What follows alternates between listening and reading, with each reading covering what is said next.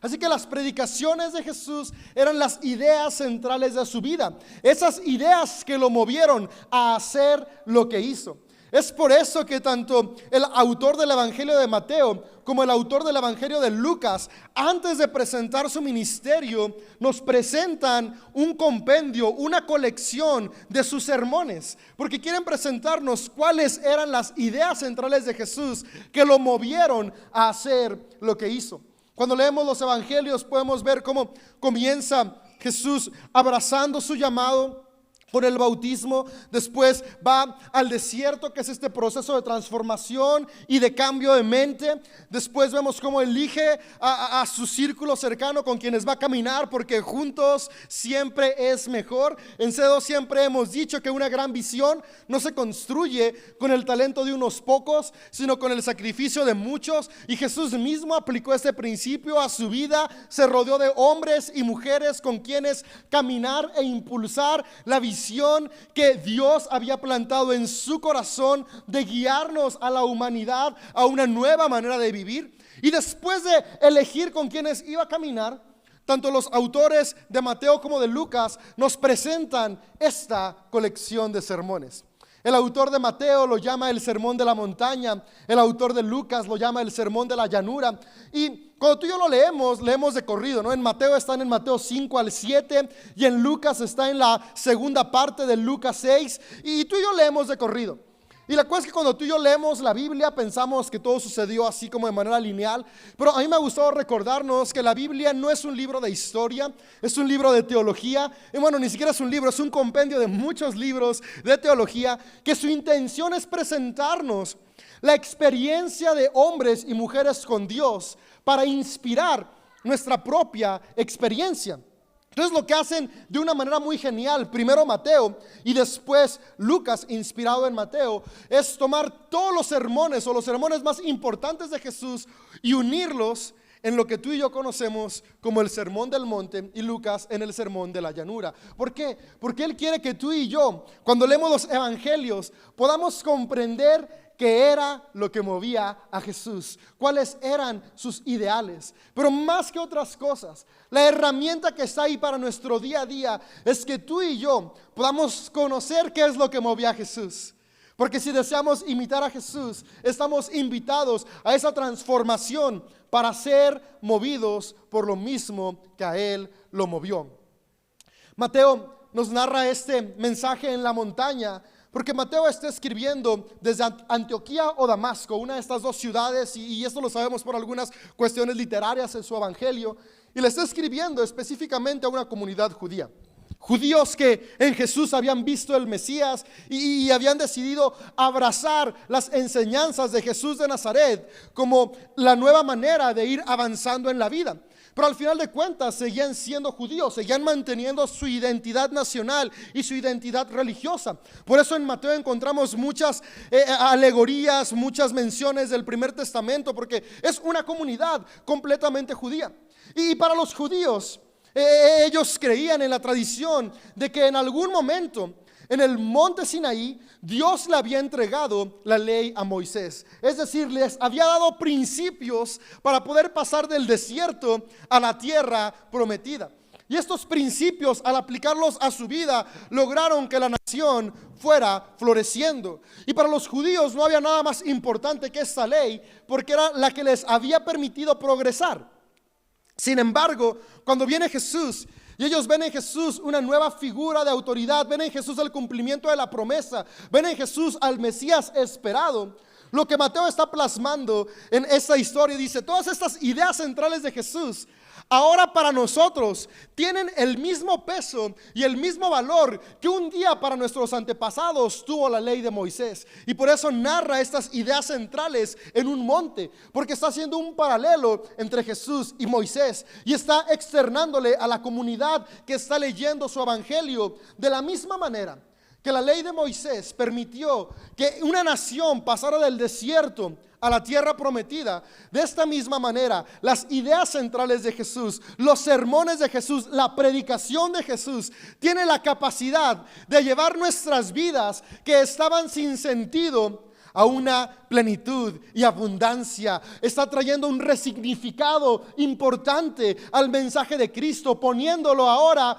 como el objetivo o la meta a seguir. Y es por eso que Mateo dice: pongamos todo este compendio de sermones en la montaña. Pero después viene Lucas, y Lucas está escribiendo desde Grecia. En Grecia es una comunidad que no es de origen judío, pero han escuchado las enseñanzas de este gran maestro de Galilea y han visto en este gran maestro de Galilea al Cristo, es decir, la imagen visible del Dios invisible, y se han convencido tanto del mensaje que los seguidores del Cristo presentan, que han querido abrazar también esta nueva manera de vivir. Y Lucas, quien es también un griego y está escribiendo a su comunidad griega, para ellos el monte no tiene la misma significancia que para los judíos. Y también ellos están enfrentando una circunstancia. En el siglo primero se creía que únicamente si tú eras de sangre judía podías acceder a las bendiciones de Jesús, podías acceder a las bendiciones de Dios. Sin embargo, Lucas, influenciado por la predicación de Pablo, que a su vez había sido influenciado por la predicación de Jesús de Nazaret, Pablo llega a esta conclusión donde dice: no, este mensaje, si analizamos las palabras de Jesús, las acciones de Jesús, podemos ver que Jesús no se limitó únicamente a los judíos. Jesús habló un mensaje de inclusión, un mensaje en el cual todos podíamos ser parte. Y aunque Mateo, siendo judío, pone estas ideas centrales en el monte, en un lugar donde no todos pueden ir, Lucas, de una manera súper magistral e inteligente, dice: ese mismo mensaje lo lleva a la llanura, porque todos pueden estar en la llanura. Y la enseñanza teológica de Lucas es: este mensaje, estos sermones, estas ideas de Jesús son para todos y para todas. No es solamente para una élite, no es solamente para una nación, no es solamente para algún tipo de personas. Está accesible en la llanura, donde todos y todas pueden estar, donde no tienes que hacer nada para alcanzarlo. Porque ¿sabes qué? Dios no espera que tú y yo lleguemos a Él. Él viene a nosotros. De hecho, Él está en nosotros. Y es lo que Lucas plasma. Por eso me encanta poder tener las dos visiones. Y en Mateo podemos ver una visión que va mucho a nuestras acciones, que tú y yo hacemos, mientras que Lucas nos recuerda que estas acciones son para todos y todas. Entonces, en estas semanas yo quiero animarte a que juntos podamos ser inspirados por las ideas centrales que Jesús tenía, para aplicarlas a nuestras vidas y poder hacer lo que Jesús hizo. Jesús con su sermón fue alguien que cambió la historia. Sus ideas transformaron la manera de vivir de hombres y mujeres. Y es la invitación que tenemos, porque la manera en la que se vivía en la época de Jesús no era muy distinta a la de nuestros días. Había dos cosas que controlaban el pensamiento de las personas. Había dos cosas en la idea general de cómo los seres humanos creían que se avanzaba y se alcanzaba el éxito que todos deseamos. Y estas dos ideas eran egoísmo y dominación. Si tú eres egoísta, es decir, piensas únicamente en ti, y al pensar solo en ti dominas a quien sea necesario para alcanzar tus objetivos, está bien. Y si leemos con detenimiento la historia, podemos ver que así funcionaba el templo. Sí, el templo de los judíos, que se suponía que estaba ahí para presentar a Dios, al final se llenó de egoísmo. Y así funcionaba la política, y así funcionaba la sociedad, y así funcionaban los negocios. Nada diferente al día de hoy, donde si volteamos a nuestro alrededor podemos ver que el egoísmo y este corazón por dominar al prójimo es lo que domina. Es lo que más se ve, porque creemos que es la manera de alcanzar lo que deseamos. Pero Jesús vino a decirnos: no, esa no es la manera. Porque aunque esta forma te permite obtener resultados tangibles, por dentro sigues vacío. Porque una realidad es que cuando tú y yo somos movidos por egoísmo, terminamos lastimando a otros, y lastimar a otros también nos lastima a nosotros. Porque por más que queramos aislarnos, el ser humano existe desde siempre en comunidad, y mis acciones repercuten en los demás, y lo de los demás repercute en mí. Por lo tanto, si yo me muevo egoísta, aunque alcanzo cosas, me siento vacío, porque hay ciertas actitudes que no traen plenitud a mi vida. Y Jesús dijo: hey, yo quiero mostrarles una nueva forma de vivir. En lugar de vivir siendo egoístas y buscando dominar a los demás, yo quiero presentarles que hay una forma distinta y es la manera del amor y la humildad. Y los sermones que vamos a estar viendo durante esta serie presentan estos dos principios. Cómo vivir en las distintas áreas de nuestra vida, movidos por amor, con una actitud de humildad. Y si vemos la vida de Jesús en los evangelios, podemos ver que estas dos características se mantuvieron constantes, no solo en lo que Jesús dijo, sino aún más importante, en lo que Jesús hizo. Y el día de hoy quiero comenzar con el primer sermón de esta colección de sermones de Jesús, que es el sermón de las bienaventuranzas. Este sermón podemos encontrarlo en los dos relatos, tanto Mateo como Lucas. Mateo nos lo relata en el capítulo 5, en los versículos 5 al 12, y Lucas nos lo relata en el capítulo 6 a partir del versículo 22. Y el sermón de las bienaventuranzas, Jesús está comenzando de una manera extraordinaria a plantear las ideas que Él desea que tú y yo abracemos. Comienza de una manera muy extraordinaria a revolucionar la manera de pensar de quienes los estaban escuchando y de quienes ahora podemos leer sus enseñanzas. Y bienaventurado significa, así la traducción llana, feliz o dichoso. Y esta idea de las bienaventuranzas era una idea muy antigua en el área de la región donde Jesús se movía. Esta idea surge primero con los egipcios, pero quienes la hacen popular son los griegos.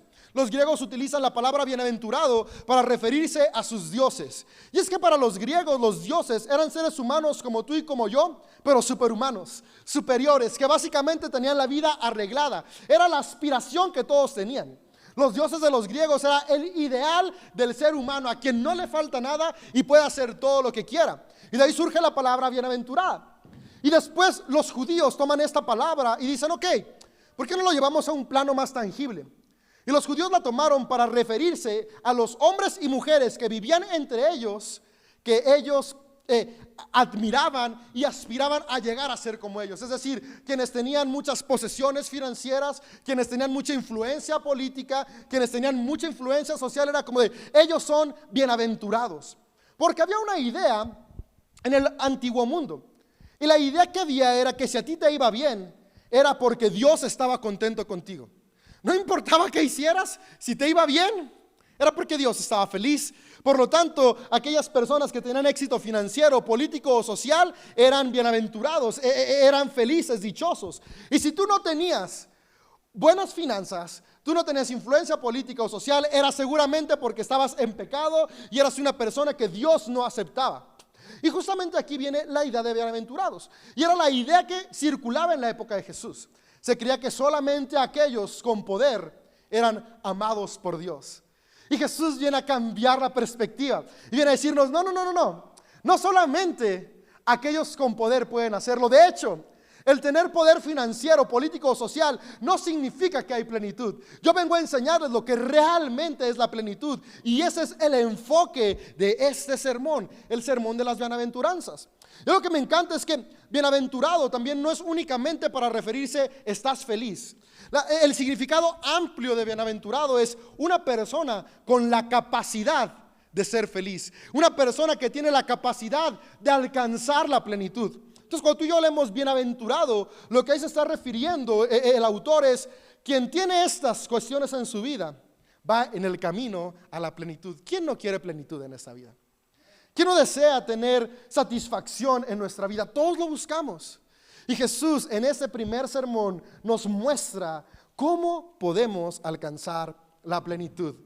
Contrario a lo que el sistema nos ha enseñado por siglos, contrario a lo que nuestro egoísmo quiere movernos, Jesús nos muestra cómo ser plenos, movidos por amor. Y este mensaje sacudió los sistemas del imperio, porque todo imperio está sostenido a base de la dominación y el egoísmo. Este mensaje mueve nuestro propio corazón, porque normalmente también tú y yo vivimos movidos por egoísmo y deseos de dominación. Sin embargo, si podemos abrir nuestra mente, nuestra conciencia y nuestro corazón a la predicación de Jesús, nuestra vida puede ser transformada y alcanzar eso que Jesús prometió, vida plena y abundante para todos y para todas, que es una de las primeras cosas que Jesús hace. Y quiero comenzar leyéndote Mateo 5:3 para analizar este sermón. y ver cuál es ese camino a la plenitud, cómo alcanzar y llegar a él. Y me encanta porque Mateo se enfoca en cuestiones de nuestra mente y nuestro espíritu, es decir, dónde está nuestro corazón, cómo estamos actuando. Y lo que dice Mateo 5, verso 3, comenzando su sermón: Dios bendice, o bienaventurados, los que son pobres en espíritu y se dan cuenta de la necesidad que tienen de él, porque el reino de los cielos les pertenece. Dios bendice a los que lloran, porque serán consolados. Dios bendice a los que son humildes, porque heredarán toda la tierra. Dios bendice a los que tienen hambre y sed de justicia, porque serán saciados. Dios bendice a los compasivos, porque serán tratados con compasión. Dios bendice a los que tienen un corazón puro, porque ellos verán a Dios. Dios bendice a los que procuran la paz, porque serán llamados hijos de Dios. Dios bendice a los que son perseguidos por hacer lo correcto, porque el reino de los cielos les pertenece. Dios los bendice a ustedes cuando la gente les hace burla y los persigue y miente acerca de ustedes y dice toda clase de cosas malas en su contra, porque son mis seguidores. Alégrense, estén contentos, porque les espera una gran recompensa en el cielo. Y recuerden que a los antiguos profetas los persiguieron de la misma manera.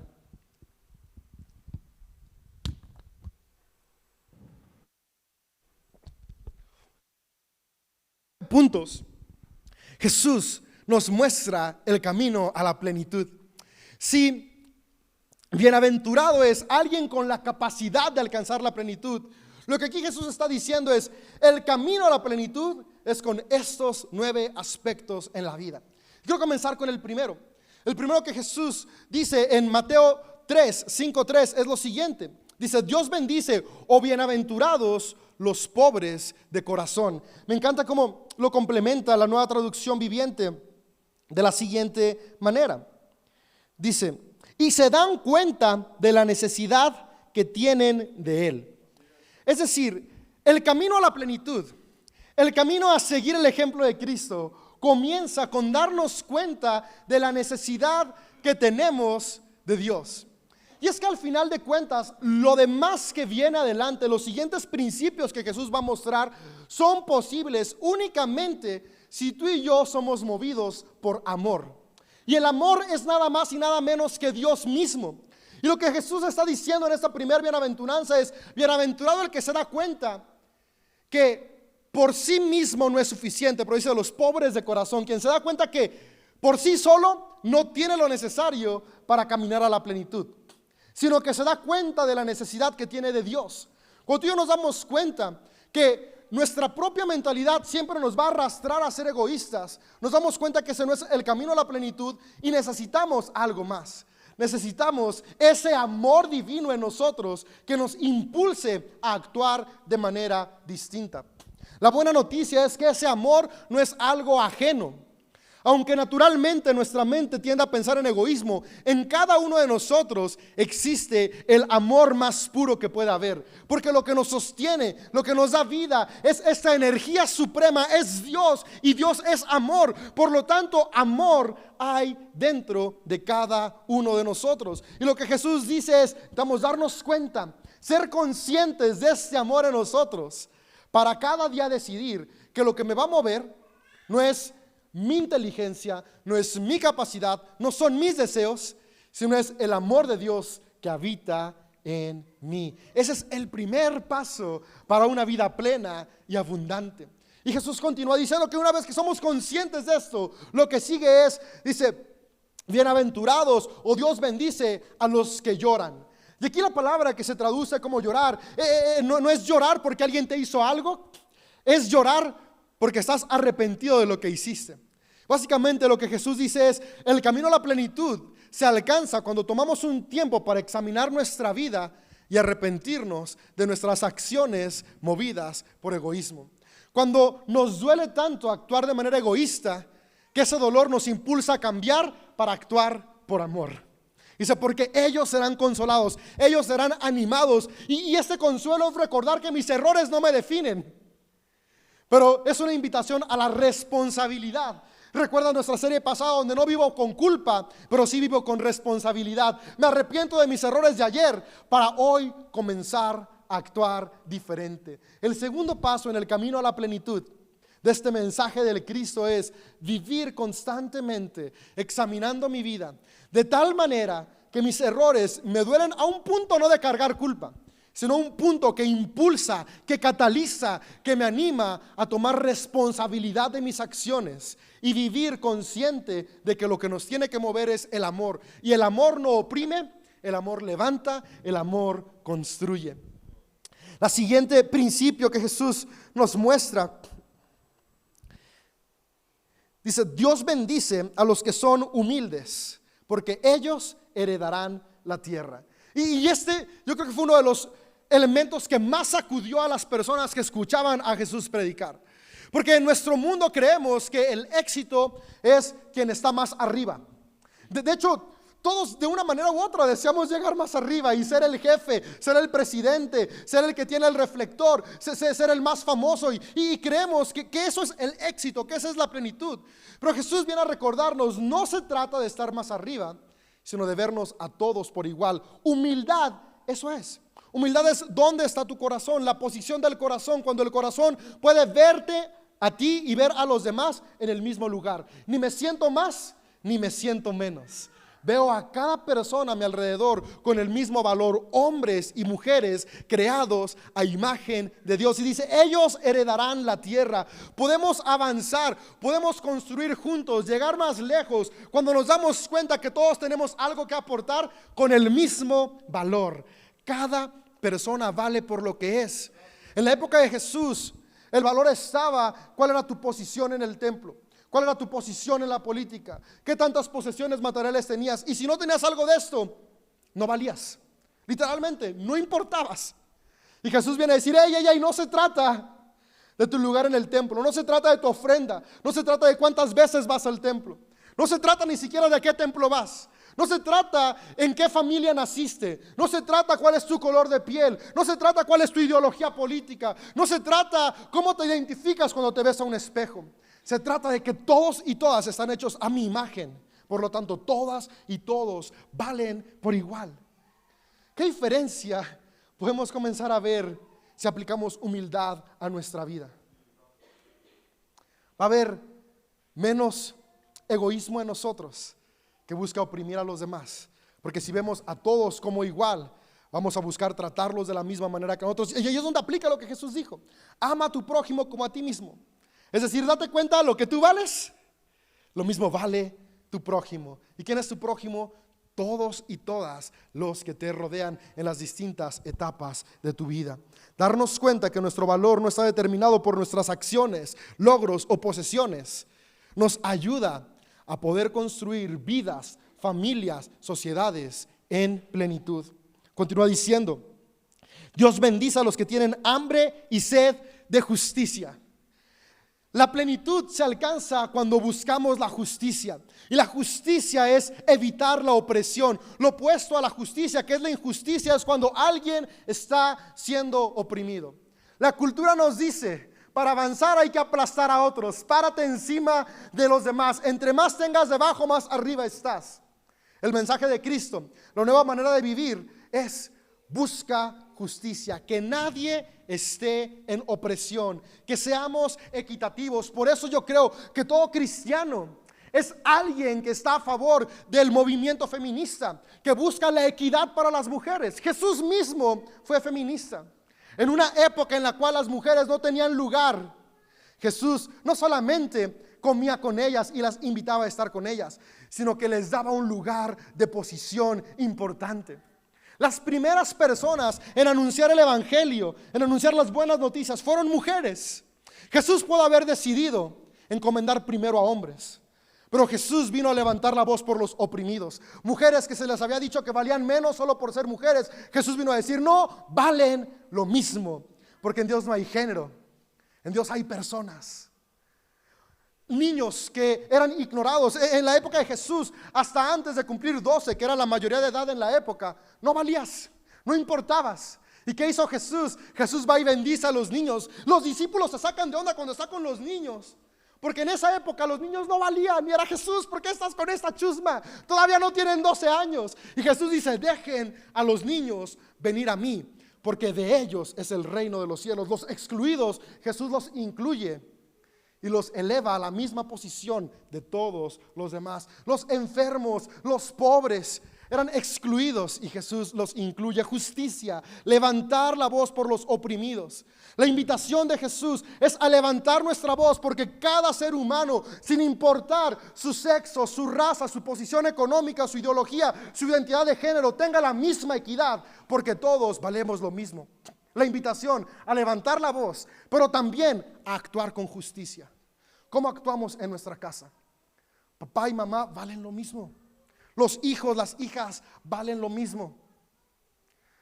Yo recuerdo todavía de repente escuchar peleas porque papá le va a dar más herencia a los hijos hombres que a las hijas mujeres. La invitación de Jesús es equidad. Tienes 5 hijos y 3 son mujeres, tienen la misma herencia que los 2 que son hombres.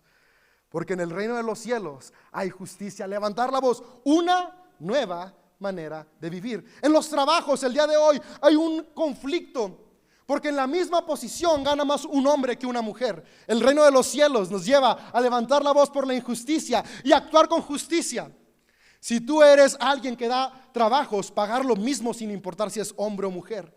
Si eres alguien que conoce a personas que están sufriendo injusticia, levantar la voz por la injusticia. Le pegan a tu vecina, háblale a la policía. Le pegan a tu vecino, porque también hay hombres maltratados físicamente, háblale a la policía. Están maltratando a sus hijos, porque una cosa es corregir y otra cosa es abusar físicamente de ellos. Denuncia, levantar la voz por la opresión. Es la invitación que Jesús nos hace. Pero por sobre todas las cosas, que tú y yo no seamos quienes oprimen.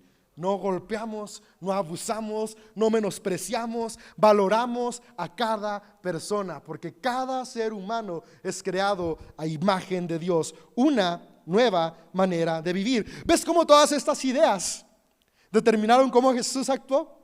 Y todas estas ideas de este sermón y los que siguen son los que movieron y transformaron la sociedad en la cual Jesús está, y la invitación que nos hace a ti y a mí a participar. Dice: Dios bendice a los compasivos, porque serán tratados con compasión. Empatía, tener empatía por mi prójimo. No es como de, pues ni modo, es lo que le tocó, es ¿qué puedo hacer yo para que esté mejor también el que está a mi alrededor? Dios bendice a los que tienen un corazón puro. Y un corazón puro no es un corazón perfecto. Aquí no está hablando de no tener errores. Eso es imposible humanamente. Jesús mismo era consciente de que tú y yo cometemos errores. Pero un corazón puro, aquí lo que habla es, ¿dónde está mi enfoque? Un corazón puro es la capacidad de tú y yo ver lo positivo, lo bueno, lo agradable. ¿Recuerdas? Hace un domingo pasado nuestro pastor nos acaba de predicar: ¿dónde está mi enfoque? Enfóquense en lo bueno, en lo agradable, en lo justo, en lo que edifique, en lo que es digno de alabanza. ¿Cómo estás viendo a tus semejantes? Verlos con un corazón puro es cuando puedo ver lo bueno por encima de lo malo. No significa que ignoro lo malo. Significa que le doy más valor y peso a lo bueno. Y así cuando yo veo a mi esposa, aunque tiene errores y fallas, puedo enfocarme en lo bueno y amarla. Cuando veo a mis hijos, a mis hijas, aunque destrocen la casa con travesuras, puedo verlas por lo bueno que hacen. Cuando rayan la pared, puedo ver que tienen la capacidad de ser artistas, aunque tenga que lavarla junto con ellas al rato. Cuando veo a mi suegra, puedo ver la bendición de Dios en ella, que me dio a mi esposa, en lugar de ver algo negativo. Cuando veo a mis cuñados, mis cuñadas, mis primos, la té incómoda, si tengo un corazón puro, veo lo bueno. Y aquí dice: porque ellos verán a Dios. Y es que los seres humanos fuimos creados a imagen de Dios, y la manera que tú y yo tenemos para ver a Dios es a través de otras personas. Me encanta cómo cuando Jacob se encuentra con Esaú, le dice: en ti vi el rostro de Dios. ¿Cuántas veces pensamos que Dios nos ha dejado solos? Porque no vemos con pureza y solamente vemos lo malo alrededor de la gente que nos rodea. Pero si empezamos a ver lo bueno, podemos darnos cuenta que a nuestro lado está Dios mismo a través de las personas que nos rodean. Podemos ver el rostro de Dios. Un corazón puro se enfoca en lo bueno por encima de lo malo. Dios bendice a los que procuran la paz, porque serán llamados hijos de Dios. Dios bendice a los que son perseguidos por hacer lo correcto, porque el reino de los cielos les pertenece. Y aquí está cerrando Jesús la enseñanza y está diciendo, ¿sabes qué? Lo correcto no es moverte por egoísmo, sino moverte por amor. Dice, el reino de los cielos les pertenece, porque el reino de los cielos no es un lugar al que vamos a llegar, es un lugar que estamos construyendo aquí y ahora. Cuando vivimos movidos por amor, estamos estableciendo el reino de los cielos. Dios los bendice a ustedes cuando la gente les hace burla y los persigue y miente acerca de ustedes y dice toda clase de cosas malas en su contra, porque son mis seguidores. Alégrense, estén contentos, porque les espera una gran recompensa en el cielo. Wow. Jesús está diciendo, ¿sabes qué? Esta nueva manera de vivir va a hacer que se burlen de ti.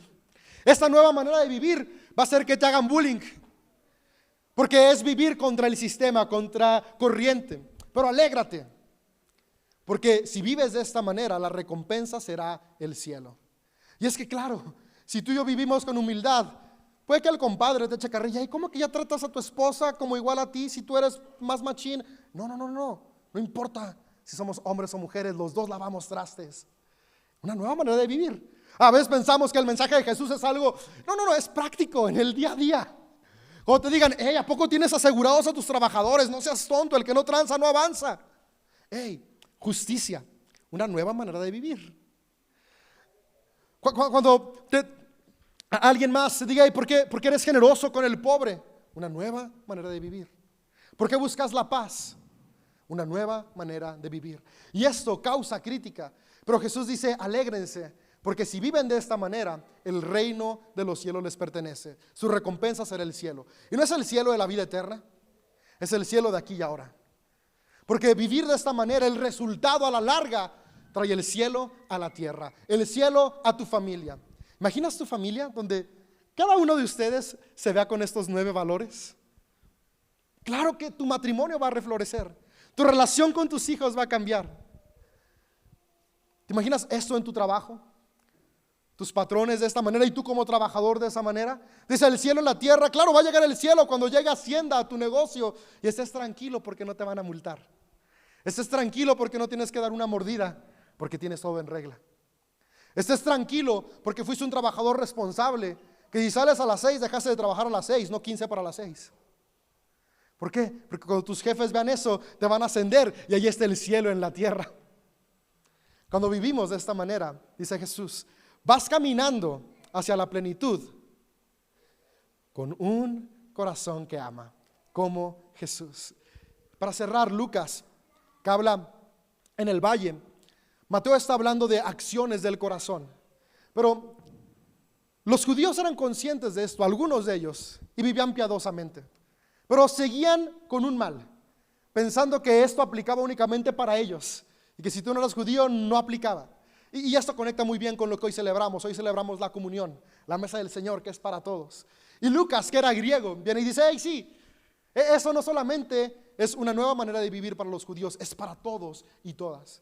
Y por eso Lucas, aunque Mateo dice, bienaventurados los pobres de espíritu, y Lucas simplemente dice, bienaventurados los pobres, porque Lucas quiere enfocarse a las personas. Los pobres que eran excluidos, a quienes decían, no, tú por ser pobre quiere decir que Dios no te quiere. Lucas le dice, sí, también ellos, los que la sociedad señala y dice que no son amados por Dios, Dios también los ama. Los hambrientos, los excluidos, Dios los invita a su mesa, porque en la mesa del Señor hay lugar para todos y para todas. No es para unos pocos, no importa si eres niño, si eres anciano, si estás en la mejor edad que son los 30. Digo porque estoy en los 30, ¿no? Cada quien puede decir eso de su edad.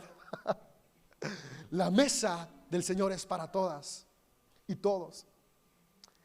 Algo que me sorprende aún más, los judíos pensaban que la mesa del Señor era solamente para ellos, y Lucas nos recuerda, no, es para todos.